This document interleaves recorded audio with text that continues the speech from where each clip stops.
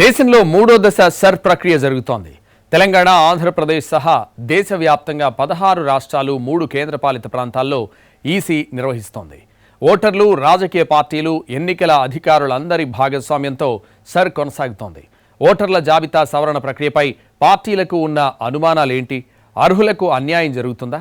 తెలుగు రాష్ట్రాల్లో సర్తో జరిగేదేంటి? నిజంగానే అర్హుల ఓట్లు తొలగిస్తారా? పార్టీలకున్న అనుమానాలేంటి? ఫ్యామిలీ గ్రూపింగ్ పై పార్టీల ప్లాన్ ఏంటి? ఓటర్ల జాబితా ప్రత్యేక సవరణ తెలుగు రాష్ట్రాల్లోని విపక్ష పార్టీల్లో గుబులు రేపుతోంది. కేవలం విపక్ష పార్టీల ఓట్లను తొలగించేందుకే ఈ ప్రక్రియను దుర్వినియోగం చేస్తున్నారని ఆరోపిస్తున్నారు. పశ్చిమ బెంగాల్లో సర్ పై మాజీ ముఖ్యమంత్రి మమతా బెనర్జీ పెద్ద యుద్ధమే చేశారు. ఇప్పుడు సర్ 2 తెలుగు రాష్ట్రాల్లోనూ జరుగుతోంది. ఆంధ్రప్రదేశ్లో ఓటర్ల జాబితా ప్రత్యేక సవరణ జూలై 14 వరకు ఇంటింటి సర్వే నిర్వహించనున్నారు. జూలై 21న ముసాయిదా ఓటర్ల జాబితా విడుదల చేస్తారు. ఆ తర్వాత అభ్యంతరాల స్వీకరణ, పరిష్కార ప్రక్రియ పూర్తి చేసి సెప్టెంబర్ 22న తుది ఓటర్ల జాబితా విడుదల చేస్తారు. సర్ విషయంలో అప్రమత్తంగా ఉండాలని పార్టీ కేడర్ను అప్రమత్తం చేస్తున్నాయి విపక్షాలు. ఇటు తెలంగాణలోనూ సర్ ప్రక్రియ కొనసాగుతోంది. ఓటర్ల జాబితా సవరణను బీజేపీ సమర్థిస్తుంటే కాంగ్రెస్, బీఆర్ఎస్, ఎంఐఎం లాంటి పార్టీలు వ్యతిరేకిస్తున్నాయి. జాబితా నుంచి అర్హుల ఓట్లు తొలగించకుండా ఉండేలా కేడర్ జాగ్రత్తలు తీసుకోవాలని ఆయా పార్టీల అగ్రనేతలు సూచిస్తున్నారు. ఆంధ్రప్రదేశ్లో 2002 నాటి ఓటర్ల జాబితాను ప్రాతిపదికగా తీసుకుని తాజాగా జాబితాను పరిశీలించి మ్యాపింగ్ చేస్తున్నారు. ప్రస్తుతం రాష్ట్రంలో 4,18,18,359 మంది ఓటర్లున్నారు. ఇందులో 2,68,86,239 మందికి 2002లో జరిగిన సర్ ఓటర్ల జాబితాతో ఇప్పటికే మ్యాపింగ్ పూర్తి చేశారు. మరో 1,47,32,120 మంది మ్యాపింగ్ కావాల్సింది. ఓటర్ల జాబితాలో పేరున్న వారు ఎన్యూమరేషన్ ఫామ్తో పాటు 2002 నాటి జాబితాలో వారి లేదా కుటుంబీకుల వివరాలు పొందుపరచాల్సి ఉంటుంది. ఇతర పత్రాలేవీ అవసరం లేదు. రాజకీయ పార్టీల బూత్ స్థాయి ఏజెంట్లు ఒక్కొక్కరు గరిష్టంగా 50 ధృవీకరించిన ఫామ్లను BLOలకు సమర్పించొచ్చు. 2002 నాటి జాబితాలో మీ పేరుంటే ఆ వివరాలు ఎన్యూమరేషన్ ఫామ్లో నింపాలి. అప్పటి జాబితాలో మీ పేరు లేకపోతే మీ తల్లిదండ్రులు లేదా భార్య, లేకుంటే భర్త లేదా ఇతరత్రా కుటుంబీకులు, సంబంధీకుల పేర్లు ఎవరివి ఉంటే వారివి వివరాలు నమోదు చేయాలి. వీటితో పాటు పుట్టిన తేదీ, ఆధార్, మొబైల్ నంబరు, తండ్రి లేదా సంరక్షకుడి పేరు, తల్లి పేరు, భార్య లేదా భర్త పేరు, వారి ఎపిక్ నెంబరు వివరాలు నింపి కొత్త కలర్ ఫోటోలు అతికించి BLOకి ఇవ్వాలి. 2 ఫామ్లలో ఒకదానిపై BLO సంతకం చేసి దాన్నే రసీదుగా ఓటర్కిస్తారు. పూర్తి చేసిన ఎన్యూమరేషన్ ఫామ్లను ఓటర్లు జూలై 14లోగా తిరిగి BLOలకు సమర్పించాలి. ఈ ఫామ్లు వెనక్కివ్వని వారు పేర్లు జూలై 21న విడుదలయ్యే ముసాయిదా జాబితాలో ఉండవు. సర్ ప్రక్రియను కూటమి నేతలు తమకు అనుకూలంగా మలుచుకుంటారనే భయం వైసీపీని వెంటాడుతోంది. ముఖ్యంగా తమ సానుభూతి పరుల ఓట్లను తొలగించి ఎన్నికల్లో మరోసారి భారీ ప్రయోజనం పొందుతారేమో అనే అనుమానం వైసీపీని వెంటాడుతోంది. అందుకే ఎట్టి పరిస్థితుల్లోనూ ఈ దఫా మోసపోకుండా అప్రమత్తంగా ఉండాలని వైసీపీ అన్ని రకాల జాగ్రత్తలు తీసుకుంటోంది. ఈ ప్రక్రియలో బూత్ లెవెల్ ఏజెంట్లు అత్యంత కీలకం. అలాగే తమ వారని భావించే ఓటర్లను అన్ని ఆధారాలతో ఇంటింటి సర్వేకి సిద్ధం చేసింది. ఈ ప్రక్రియలో ఒక్కసారి ఓటు తీసేస్తే తిరిగి ఎక్కించడం సాధ్యం కాదని వైసీపీతో పాటు ఇతర పార్టీల నేతలు, BLAలు, BLOలకు దిశానిర్దేశం చేస్తున్నారు. కేవలం సర్ను ఎదుర్కోవడంపైనే వైసీపీ కొన్ని నెలలుగా తీవ్ర కసరత్తు చేస్తోంది. ఇందుకు సంబంధించి పార్టీలో చురుగ్గా పనిచేసే వారిని BLA, BLOలుగా నియమించుకుంది. వాళ్లందరినీ తాడేపల్లికి పిలిపించుకుని సర్ ప్రక్రియపై అవగాహన, శిక్షణిచ్చింది. SIR ముగిసే వరకు ప్రతి దశలో పార్టీ ఏర్పాటు చేసిన కమిటీలు పూర్తి అప్రమత్తతో జాగ్రత్తగా వ్యవహరించాలని, ఎలాంటి నిర్లక్ష్యం చోటు చేసుకోకూడదని వైసీపీ ఆదేశించింది. అలాగే ఎన్యూమరేషన్ ఫామ్ ఇస్తేనే ఓటుంటుందని, లేదంటే ఉండదన్న సంగతిని ప్రతి ఒక్కరూ దృష్టిలో పెట్టుకోవాలని నేతలు సూచిస్తున్నారు. 2002లో ఓటు హక్కు ఉన్నట్లు ఆధారముంటే మిగిలిన కుటుంబ సభ్యుల వివరాలను సర్లో జాబితాలో చేర్చుతారు. SIR ప్రక్రియలో భాగంగా మొదటి దశలో ఫ్యామిలీ గ్రూప్ వింగ్ ప్రక్రియ జరుగుతోంది. ఫ్యామిలీ గ్రూపింగ్ పూర్తయితే ఓట్లన్నీ బాగానే ఉన్నట్లే. ఓటర్ జాబితాలో పేరు లేకపోతే అంతే సంగతులు. దీంతో బీఆర్ఎస్ నేతలు అప్రమత్తమయ్యారు. సర్ పేరుతో పెద్ద ఎత్తున ఓట్లను తొలగిస్తోందని బీఆర్ఎస్ నేతలు అనుమానిస్తున్నారు. ఓట్ల తొలగింపుపై బీఆర్ఎస్ ఏజెంట్లు అప్రమత్తంగా ఉండాలని, అధికారులు సహకరించకపోతే ఉన్నతాధికారులకు ఫిర్యాదు చేయాలని సూచించారు. SIR ప్రక్రియలో భాగంగా పశ్చిమ బెంగాల్లో 60 లక్షలు, తమిళనాడులో 40 లక్షల ఓట్లు తొలగించారని ఆరోపించారు. రాష్ట్రంలో కేసీఆర్, బీఆర్ఎస్ అభిమానుల ఓట్లను తొలగిస్తే హైకోర్టుకు వెళ్తామని హరీష్ రావు హెచ్చరించారు. మేమేం చేసినామంటే వినయ్ గారు కూడా ఆలోచించి ప్రతి 10 బూతులకు 20 బూతులకు మన చదువుకున్న ఒక మంచి కార్యకర్తకు ఒక ల్యాప్టాప్ ఇచ్చి ల్యాప్టాప్లో ఓట్ డాటా పెట్టి ఆ పిల్లోడిని పంపిస్తే మీరు వెరిఫై చేయొచ్చు. వాళ్ళ ఆధార్ కార్డు తీసుకొని కొడితే అదే చూపిస్తుంది 2002లో వీళ్ళు ఏడ ఉన్నది వీళ్ళ ఓటు అనే ల్యాప్టాప్ ద్వారా దాన్ని సేకరించి దాన్ని గ్రూపింగ్ మనం చేయగలిగితే పని జరుగుతుంది. ఎందుకంటే వాళ్ళు కొంతమంది గుర్తుండదు 2002లో ఏ ఇంట్లో కిరాయకున్నావు, నీ ఓటు యాడుండే, 2002లో ఏడో ఓటేసినావు అంటే ఇప్పటికి 20 సార్లు ఓటేసి ఉంటారు. ఇప్పుడు జరుగుతున్నది ప్రత్యేక సవరణ ప్రక్రియ. ఒక్కసారి ఓటు తొలగిస్తే మళ్లీ చేర్చడం కష్టమవుతుందని ప్రతి ఒక్కరూ గుర్తుంచుకోవాలి. అందుకే రాజకీయ పార్టీలు ప్రతి ఓటును కీలకంగా భావిస్తున్నారు. తమ అనుచరులు, కార్యకర్తలు ఓట్లు జాబితాలో ఉండేలా జాగ్రత్తలు తీసుకుంటున్నాయి. బీహార్లో జరిగిన సర్పై అనేక విమర్శలొచ్చాయి. 50 లక్షల మంది ఓటర్లను తొలగించారంటూ విపక్షాలు ఆరోపించాయి. అక్రమంగా చేర్చిన విదేశీయులను తొలగించడం, అర్హులకు ఓటు కల్పించడానికే సర్ను చేపట్టినట్లు కేంద్ర ఎన్నికల సంఘం స్పష్టం చేసింది. పేర్లను జాబితా నుంచి తొలగించే ముందు నోటీసులు ఇచ్చాకే నిర్ణయం తీసుకోనున్నారు. గతేడాది తొలిసారి బీహార్లో సర్ ప్రక్రియ. మూడో దశలో 16 రాష్ట్రాలు, 3 కేంద్రపాలిత ప్రాంతాలు. అప్పీల్ చేసుకోవడానికి నెల రోజుల సమయం. క్లెయిమ్లు, అభ్యంతరాల పరిష్కారానికి గడువు. సర్ విషయంలో విమర్శలు, ప్రతి విమర్శలకు తెరపడ్డం లేదు. ఓసారి ప్రతిపక్షాల వాదన నిజమేనని, మరోసారి ఈసీ వివరణ సరిగానే ఉందని అనిపిస్తూ ఉండడంతో ఓటర్లు మరింతగా అయోమయానికి గురవుతున్నారు. బీహార్లో సర్ చేపట్టినప్పుడు ఓటు చోరీ జరిగిందని కాంగ్రెస్ ఆరోపించింది.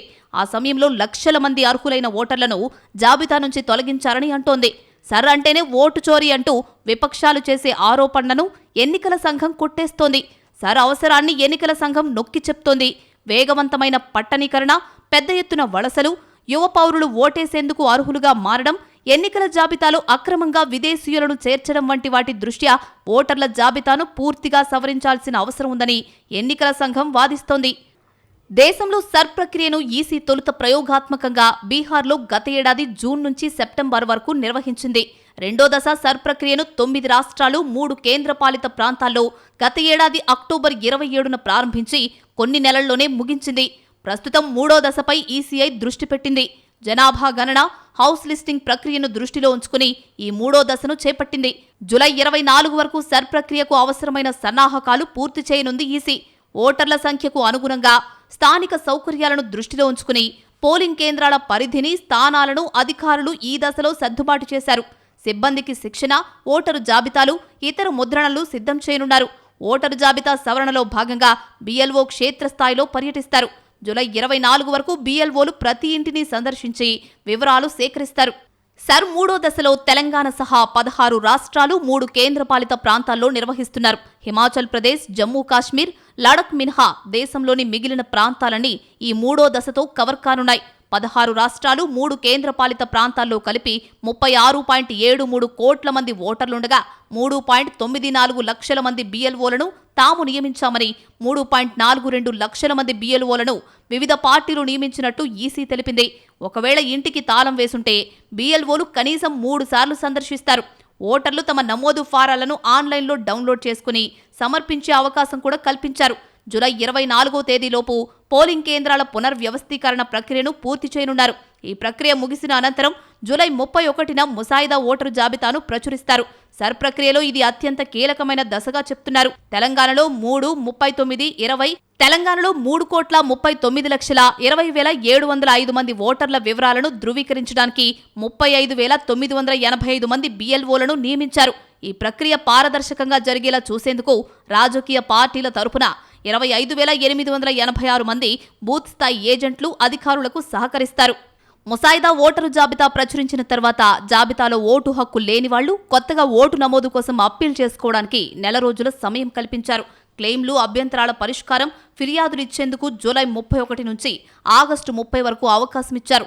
ఈ సమయంలో నోటీసుల జారీ, విచారణ, ధృవీకరణ, నమోదు ఫారాలపై నిర్ణయం, క్లెయిమ్స్లు, అభ్యంతరాల పరిష్కారం వంటి ప్రక్రియలు నిర్వహిస్తారు. కొత్తగా ఓటరుగా పేరు నమోదుకు ఫారం 6, వివరాల సవరణ లేదా నివాస మార్పు కోసం ఫారం 8 సమర్పించాల్సి ఉంటుంది. సెప్టెంబర్ 28 వరకు అన్ని అభ్యంతరాలు పరిష్కరించి అక్టోబర్ 1న తుది ఓటరు జాబితాను ప్రచురిస్తారు. తుది జాబితాలో ఇంకా ఏవైనా అభ్యంతరాలున్నా లేదా నమోదులో ఇబ్బందులు ఎదురైనా ఓటర్లు బీఎల్ఓల సహాయం తీసుకోవాలని ప్రధాన ఎన్నికల అధికారి సూచించారు. ఒకవేళ అధికారులు తీసుకున్న నిర్ణయాలపై అసంతృప్తి ఉంటే జిల్లా మెజిస్ట్రేట్కు లేదా సీఈఓకు అప్పీల్ చేసుకునే అవకాశం చట్ట ప్రకారం ఉన్నట్లు సీఈఓ వెల్లడించారు. ఎన్యూమరేషన్ సమయంలో బిఎల్ఓలకు ఎలాంటి పత్రాలు ఇవ్వాల్సిన అవసరం ఉండదు. జూలై 31న ముసాయిదా జాబితా ముద్రించిన తర్వాత ఓటరుపై ఏమైనా అనుమానాలు ఉండి అధికారులు నోటీసులు జారీ చేస్తే అప్పుడు అర్హతను నిరూపించే పత్రాలను చూపించాలి. ఎవరైనా వ్యక్తి మరణిస్తే ఓటరు జాబితా నుంచి పేరు తొలగిస్తారు. ఇతర ప్రాంతానికి శాశ్వతంగా మారితే ఒకే వ్యక్తికి 2-3 చోట్ల ఓటుంటే తొలగిస్తారు.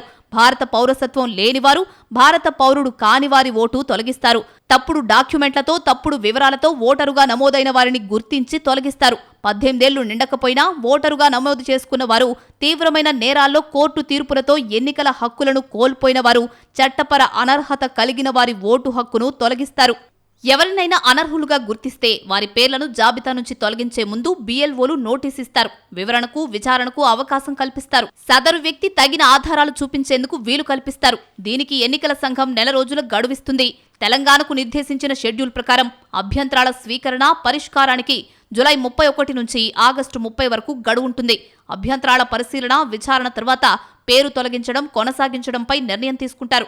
ఇక 2 చోట్ల ఓటున్నవారు వారి అసలైన నివాస ధృవీకరణను సమర్పించిన చోట ఓటుంచి మరో చోట తొలగిస్తారు. 2 చోట్ల నివాసానికి సంబంధించి రుజువు పత్రాలుంటే పౌరుల ఇష్టానికి అనుగుణంగా ఏదో ఒక చోట పేరు కొనసాగిస్తారు. కొత్త నివాసం ఉన్న ప్రాంతంలో ఓటరుగా నమోదు చేసుకోవాలి. చిరునామా మార్పు కోసం ఫామ్ 8ను పూర్తి చేసి బిఎల్ఓలకు సమర్పించాలి. కొత్త చిరునామాకు తగిన ఆధారాలు ఇవ్వాల్సి ఉంటుంది. సర్ ప్రక్రియ సమయంలో ఓటర్లు శాశ్వతంగా లేదా తాత్కాలికంగా వేరే ప్రాంతానికి వెళ్లారా అనేది పోలింగ్ స్టేషన్ అధికారులు రికార్డ్ చేస్తారు. చాలా కుటుంబాలు ఇతర పట్టణాల్లో శాశ్వతంగా నివసిస్తున్నప్పటికీ ఎన్నికల సమయంలో ఓటు వేసేందుకు తమ స్వస్థలానికి వస్తూ ఉంటారు. ఎన్యూమరేషన్ ఫామ్ ను ఎన్నికల సంఘం వద్ద నమోదై ఉన్న పాత అడ్రస్ లో సమర్పించలేకపోతే వారి పేర్లను అక్కడ తొలగిస్తారు. ప్రస్తుతం వారు ఎక్కడైతే నివసిస్తున్నారో ఆ పోలింగ్ స్టేషన్ వద్ద తమ పేర్లను నమోదు చేసుకునేందుకు కొత్తగా అప్లికేషన్ ను పెట్టుకోవాల్సి ఉంటుంది. ఎన్యూమరేషన్ ఫామ్ తో ఈ ప్రక్రియ చేపట్టిన తర్వాత ఓటరు జాబితాలో ఏమైనా తేడాలుంటే ఎన్నికల సంఘం వాటికి వివరణ కోరుతుంది. ఆ సమయంలో నోటీస్ అందుకున్న వారు మాత్రమే తమ డాక్యుమెంట్లను సమర్పించాల్సి ఉంటుందని ఎన్నికల సంఘం చెప్తోంది. అసలు సర్ అనేది ఇప్పుడే కొత్తగా చేపడుతున్న ప్రక్రియ కాదనేది అందరికీ తెలిసిన వాస్తవం. కానీ సరిగ్గా ఎన్నికలు ముంచుకొస్తున్నప్పుడు ఆదరాబాదరాగా సర్ పేరుతో ఓటర్లను హడలుగొట్టడం ఏమిటనేదే ప్రధాన ప్రశ్న. ఇప్పుడు తెలుగు రాష్ట్రాల్లోనూ జరుగుతుండడంతో ఇక్కడైనా కాస్త నిదానంగా సర్ ప్రక్రియ చేపట్టాలని స్థానిక పార్టీలు కోరుతున్నాయి. తెలుగు రాష్ట్రాల్లో సర్ సందర్భంగా హైదరాబాద్లో నివసిస్తూ 2 రాష్ట్రాల్లో ఓటు హక్కున 6-7 లక్షల సీమాంధ్రుల ఓట్ల గురించి చర్చ జరుగుతోంది. వీరి ఓట్లు ఏమవుతాయనేది తేలాల్సింది. ఈసీ సాధారణ నిబంధనల ప్రకారమే ఓ ఓటరుకు ఒక్కచోట ఓటు హక్కు ఉండాల్సి ఉంది. ఆ లెక్కన వీరి ఓట్లన్నీ తొలగిస్తారా, లేదంటే మరేదైనా ప్రత్యామ్నాయం ఉంటుందా అనే విషయంపై రాజకీయ పార్టీలు కూడా కసరత్తు చేస్తున్నాయి. తెలంగాణలో సీమాంధ్రుడు 15 లక్షల మందికి పైగా ఓటు హక్కు కలిగి ఉన్నారు.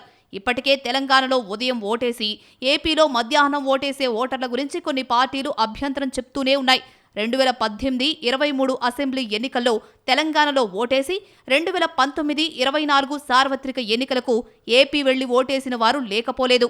ఇప్పుడు ఈ ఓటర్ల భవితవ్యం ఏమవుతుంది, ఎలాంటి పరిణామాలు ఉంటాయి, ఏం జరిగితే ఏ పార్టీపై ఎలాంటి ప్రభావం పడుతుంది అనే అంశాలపై రాజకీయ వర్గాల్లో విస్తృతంగా చర్చ జరుగుతోంది. మరీ ముఖ్యంగా ప్రతిపక్ష పార్టీల ఓట్లు తొలగిస్తారనే అనుమానాలు నెలకొన్నాయి. అందుకు తగ్గట్టుగానే ప్రతిపక్షాలని సర్ కోసం ముందే సిద్ధమయ్యాయి.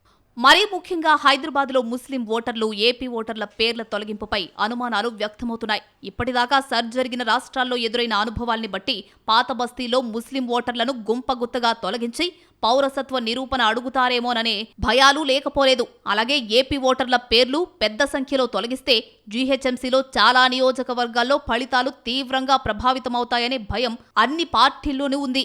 ఉదాహరణకు బెంగాల్లో సర్ కారణంగా టీఎంసీతో పాటు అనూహ్యంగా బీజేపీకి నష్టం తప్పలేదు. ఇక్కడ కూడా సర్ పూర్తయ్యాక ఏ పార్టీకి ఎంత నష్టం జరుగుతుందో తేలుతుందని పార్టీలు భావిస్తున్నాయి. ప్రస్తుతానికి అన్ని పార్టీలు సర్ విషయంలో ముందస్తు సన్నద్ధతను పూర్తి చేసినా చివరకు ఏమవుతుందోననే టెన్షన్ మాత్రం అందరికీ తప్పడం లేదు. సర్ ప్రక్రియలో ఏ ప్రాంతంలో ఎలాంటి నిబంధనలు తెరపైకి వస్తాయి, ఓటర్ల విషయంలో ఈసీ ఎలాంటి నిర్ణయం తీసుకుంటుంది, పార్టీల అభ్యంతరాలకు ఏ మేరకు విలువిస్తారు, ఇవన్నీ ప్రస్తుతానికి సమాధానం లేని ప్రశ్నలే. కానీ తెలుగు రాష్ట్రాల్లో కూడా బీజేపీకి అనుకూలంగా సర్ జరుగుతుందేమోనని ప్రతిపక్షాలు గట్టిగా అనుమానిస్తున్నాయి. తుది జాబితాలు వెల్లడయ్యాకే అసలు విషయం తెలుస్తుందని, అందాక ఓపిక పట్టాలని కాషాయ పార్టీ కౌంటర్ ఇస్తోంది. దేశంలో ఓటర్ల జాబితాను అప్పుడప్పుడు సవరించడం తప్పనిసరి. అర్హులకు చోటు కల్పించి అనర్హులపై వేటు వేసేందుకు సర్ నిర్వహించడమూ అవసరమే. దీనిపై ఎవరికీ ఎలాంటి అభ్యంతరమూ ఉండనవసరం లేదు. ఈ విషయమై ఎన్నికల సంఘానికి ప్రజా ప్రాతినిధ్య చట్టం 1951 పూర్తి స్వేచ్ఛను కల్పించింది. ఈసీ ఈ విషయంలో ఎవరి అనుమతి తీసుకోవాల్సిన లేదా ఎవరికీ జవాబుదారీ వహించాల్సిన అవసరం లేదు. దేశంలో ఇలాంటివి జరగడం ఇదే కొత్త కూడా కాదు. 1952 నుంచి 2004 వరకు 13 సార్లు సర్ జరిగింది. కానీ ప్రస్తుత సర్వే స్థాయిలో అవేవీ వివాదాల్లో చిక్కుకోలేదు. అయితే ఎన్నికల కమిషన్ విశ్వసనీయత కొడిగట్టిన ప్రస్తుత తరుణంలో దేశవ్యాప్తంగా జరుగుతున్న ఓటర్ల జాబితా సవరణ వివాదాల సుడిగుండంలో చిక్కుకుంది. సర్పేరిట జరుగుతున్న తతంగమంతా బీజేపీకి సానుకూలత, విపక్షాలకు ప్రతికూలత కల్పించేందుకేనని, అందుకు కృత్రిమమైన రీతిలో చేర్పులు, ప్రక్షాళనలు జరుగుతున్నాయని ప్రధానమైన ఆరోపణ. పనిలో పనిగా పౌరసత్వ పరీక్షలు జరుగుతున్నాయనేది మరో ఆరోపణ. మొదటి విడతగా బీహార్లో అసెంబ్లీ ఎన్నికలకు ముందు నిర్వహించడంపై ఇప్పటికే తీవ్ర దుమారం చెలరేగింది. మార్పుల తర్వాత జాబితాలో 50 లక్షలకు పైగా ఓటర్ల పేర్లు గల్లంతు కావడంపై పార్లమెంటు కూడా దద్దరిల్లింది. ఎన్నికల్లో తమ ఓటమికి సర్తోనే పునాది పడిందని బెంగాల్లో మమతా బెనర్జీ సుప్రీం దాకా వెళ్లారు.